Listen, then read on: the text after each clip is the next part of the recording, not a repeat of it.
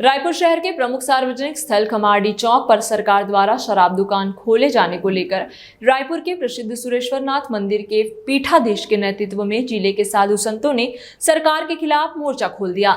संतों के द्वारा हम खमारडी चौक पर खोले जाने वाले शराब दुकान के सामने सरकार के खिलाफ जमकर नारेबाजी की, साथ ही सड़क पर चक्का जाम भी किया गया। वहीं विष्णुदेव साय सरकार की सद्बुद्धि को लेकर बीच सड़क पर बैठकर हनुमान चालीसा का पाठ भी किया गया।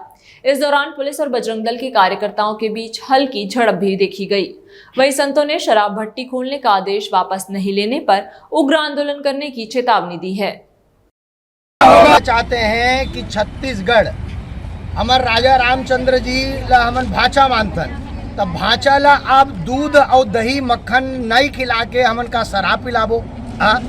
जगह जगह ठेला चौकी और चौक चौराहा जगह जगह शराब की दुकान बनाते। अरे भैया, जब शराब बिकी ही तो अपराध हो ही।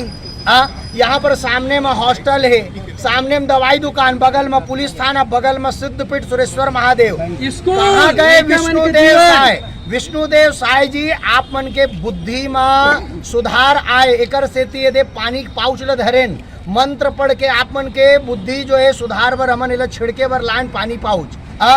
एक हाथ से आप मन नारियल चढ़ा दो, हमन ला जो है महाराज हो और भगवान ला नारियल चढ़ा दो, और दूसरा हाथ से ठेका दारू शराब मदिरा बांटा दो। आप मन ई नारियल से कुचर कुचर के हमर मन के मुड़िल फोड़ दो। निवेदन है हमर मन के अगर भारत देश में अगर स्कूल खुलता है, कॉलेज खुलता है ना, अनुसंधान केंद्र खुलते हैं और ऐसे कार्य किए जाते हैं तो उससे देश का भी भला होता है, समाज का भी भला होता है और हमारे सभी क्षेत्र में एक तरीके से विकास होता है।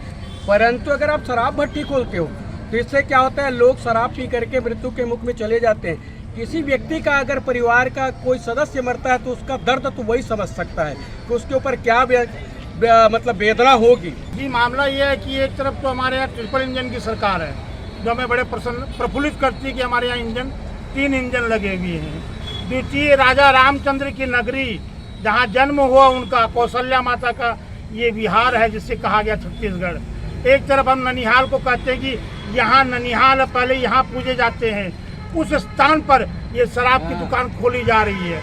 बड़े धिक्कार की बात है। हमारे माननीय मुख्यमंत्री जी, जिनका नाम कितना अच्छा है, विष्णु, एक तरफ हाथ में चक्र रखते हैं और दूसरे हाथ में एक दारू बांट रहे हैं।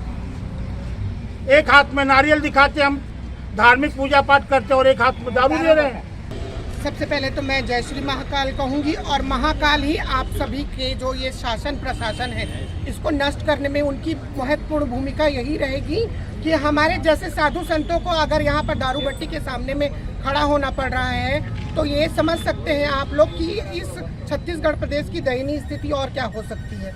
इतनी सारी मात्र शक्तियाँ आप लोग के समक्ष आकर के खड़ी हुई है, उनको केवल और केवल इस बात से फर्क नहीं पड़ता कि शासन है वो दारू भट्टी चला रहा है या छात्रावास चला रहा है या क्या चला रहा है, लेकिन इस बात से फर्क जरूर पड़ता है उनको कि उनके घर पे जो पुरुष वर्ग के लोग हैं, उनके घर के बेटे हैं, बच्चे हैं और बड़े हैं, वो ये शराब का सेवन करके उनके घर में जो दरिद्रता पनपती है उनसे शासन प्रशासन को कोई फर्क नहीं पड़ता।